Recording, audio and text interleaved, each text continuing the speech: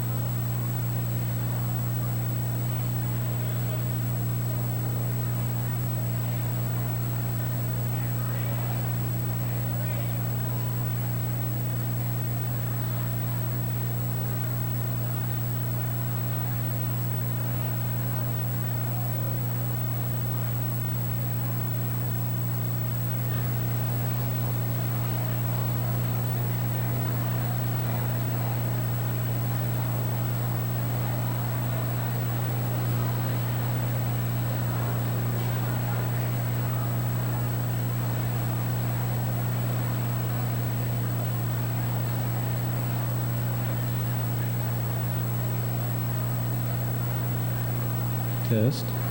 Marilyn, try 1 through 4 in sequence. 1 through 4 in sequence.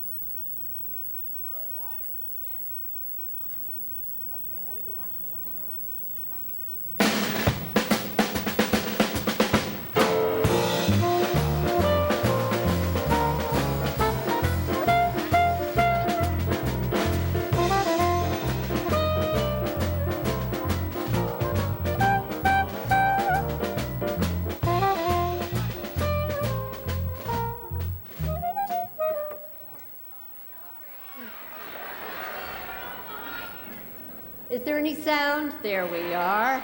All right. Good evening. We're so glad you're here. And now to start us off celebrating women is Mary Burke Nicholas, chair of the first New York State Women's Meeting.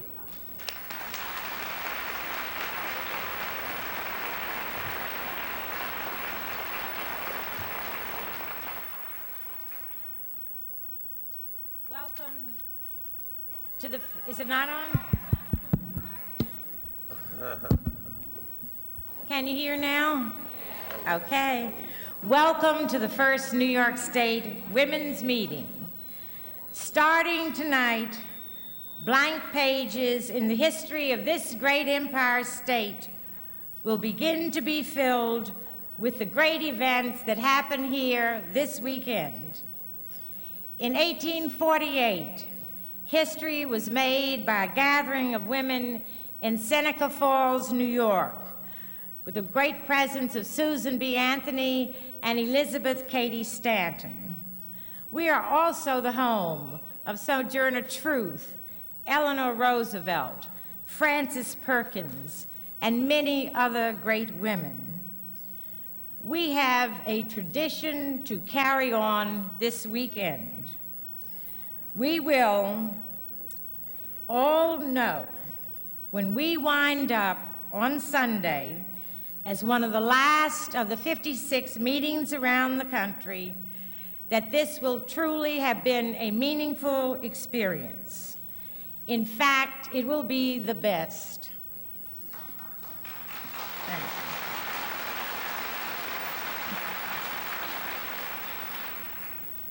you. It will be the best because of the sacrifice of time, thought, and energy hundreds of you have given to lead up to this evening. It will be the best because of the many women from all walks of life, from all over this great state, who have journeyed here to contribute their thoughts and experiences. It will be the best because we know as women we still have a long way to go in this state and this nation to achieve true equality. It will be the best because of the resolutions formulated here to be passed on to Governor Kerry and the state legislature. It will be the best because New York women will elect an outstanding delegation to represent us at the first National Women's Conference in Houston in November.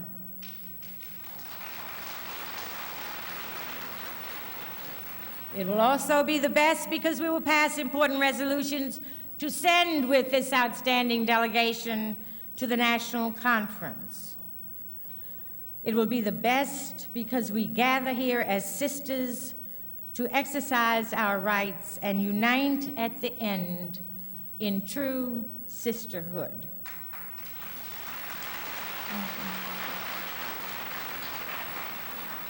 It will be the best because we have such great diversity represented, of age, of race, of income, of religion, of interests, of location, of ethnic background, the most diversity of all the 50 states of this nation.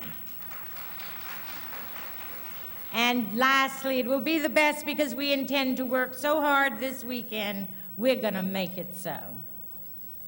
We are the home in this state of the first laws against discrimination, the home of the first Human Rights Commission, the home of the United Nations, a beacon for those concerned about our community of nations.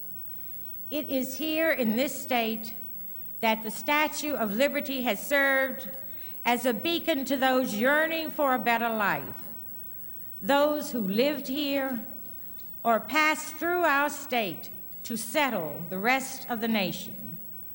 It is fitting that the torch is held by a woman in the harbor.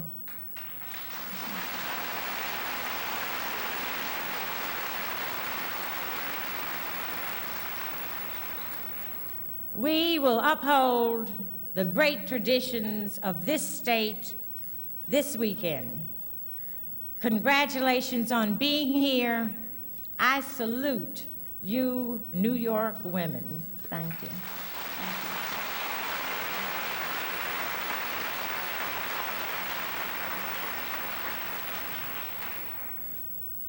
It is now my privilege to introduce a woman who just a few short years ago was working on the program staff of a governor of New York, Averell Harriman. She decided that she would go back to school and go to law school and become a lawyer. She did. She decided that she would run for the assembly, and she did, and she won. Then she decided she would run for the New York State Senate, and she did, and she won. And 3 years ago, she decided she would run for statewide office, and she did, and she won. And she's our great Lieutenant Governor, a National IWI Commissioner, Mary Ann Krupsak.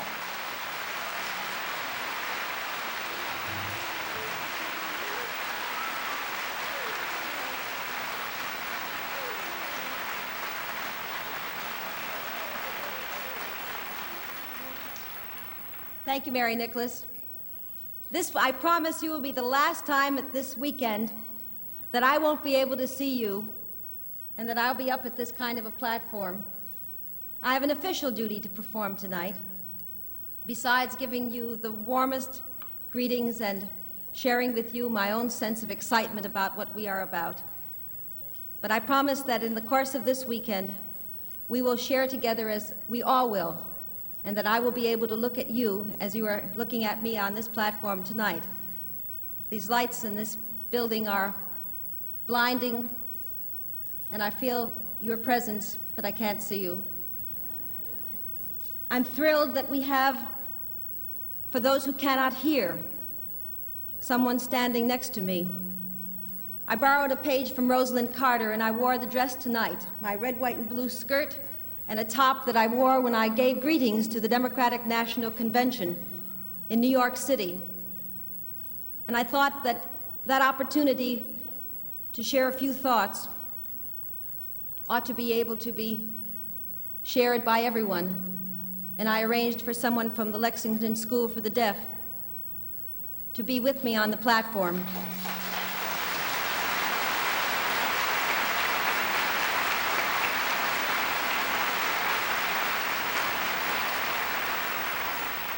I had hoped that others would follow and that it would continue, and it has from time to time, but I am thrilled tonight that our proceedings will be shared by all. That's what this whole thing is about. And I'm here both in my own behalf to thank you, first of all, for giving me the opportunity to be your Lieutenant Governor. I heard Midge Costanza earlier today talk about what we are all about. We are homemakers. We work in whatever field we choose. We come from whatever part of this great state we live in.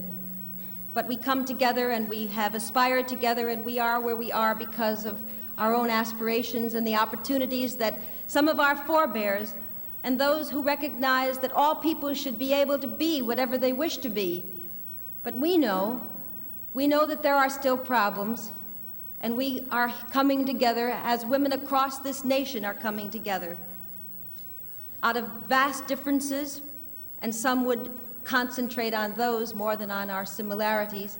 But we come out of our vast differences in background. We come with special things we want to talk about. But we are also here in a very, very special environment of equality already, to fight harder for those unfinished agendas that yet remain to fulfill the promise for our children and our grandchildren. The governor of this state is away. He is in Washington tonight with the president. And so while that is something that prevents him from being here tonight, I hope he will be back before we're apart.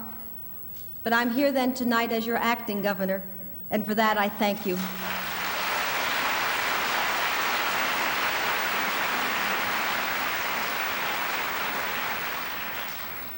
The one thing that I hope each of us is so keenly aware of, even as we begin this exciting moment, is that we will, none of us, leave on Sunday the same as we are here tonight. Because one of the things that we are about is the task of listening, sharing with each other.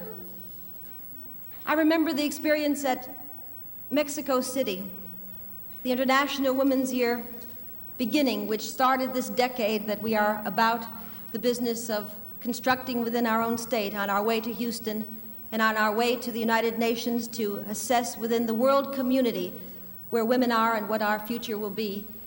I remember that meeting, and one of the most important parts of that meeting were the things that were unpredictable, the informal meetings of women in halls, finding sisters who knew how to speak the languages that women were struggling to communicate with each other through, and finding it possible to share the sense of hope. While we in America have many unfinished things that we want for our lives, we have so much more than others do. The women of many other countries told us of their very basic needs for health care and education for their children. We want to and we will struggle for opportunities to be in universities and to be on faculties, but we share with our sisters across the world the realization that out of this whole movement, we in New York are unfolding a weekend which will lead to discussions and hopes and plans that, as Mary Nicholas and we are all going to be saying throughout this weekend, not only will be taken to the President and Congress, but into our own homes and into our own neighborhoods and into the agendas of our own legislatures and city councils and rural community town meetings, because every aspect of life is touched by the things that we will be bringing out, that we will be talking about and sharing and listening to each other about. The world that you and I would hope to have, a world at peace, in which those women spoke to us of the foreign aid that America and countries like us provide that somehow never reaches them. We can change that. We have it within our power to build a world of peace, of sharing, and those are the agendas of today for the future of tomorrow. I shall never forget hearing the women speak of large tractors and big fine machinery that stand rusting in fields while they beat the ground and beat the soil and beat the grain to produce the bread to feed their children and themselves and their families. We have it within our power by our discussions, by our coalescing, by our searching for those areas where we will find agreement to build a better country, to build a better future for individuals and for our society. And as Americans, full-fledged participating Americans in writing not only our own domestic agenda, but the world agenda, create finally, at long last, the world of civilized peace for all mankind. That is our hope for this meeting. That is my hope. That is my hope for us. And I shall join you as many of the workshops and the discussions as we possibly can in the sisterhood that is this great opportunity of this fine meeting that we are engaged in and beginning tonight. I want to now bring before this body one of the architects of the International Women's Year, a woman who holds the distinction of being one of the few people who is in a policy-making position at the United Nations. She is Helvi Sipila, who is Assistant Secretary General of the United Nations, and she was one of the leading proponents and a major mover at the World Conference in Mexico City that I referred to earlier. I'm going to read some of her background because I think it's important to understand who this woman is who comes to us tonight. Helvi Sipila took up her duties as the highest-ranking woman in the United Nations Secretariat on the 1st of September of 1972. She comes to her new post as Secretary General for International Women's Year and the World Conference of the International Women's Year with broad experience as a lawyer and leader in national and international affairs in the fields directly related to the aims and objectives of International Women's Year: equality, development, and peace. She was born in May of 1915 in Helsinki, Finland. She graduated from the Faculty of Law of the University of Helsinki in 1939. She served in a variety of capacities not unknown to others who choose this route. She served as an acting judge, and she served in many official capacities. She became a member of the Finnish delegation to the General Assembly from 1966 to 1971, becoming chairman of the Third Committee in 1971 after serving as vice chairman in 1969. She moved through a variety of positions in the United Nations. She's had time as well to be in leadership positions in several national and international non-governmental organizations, including the presidency of the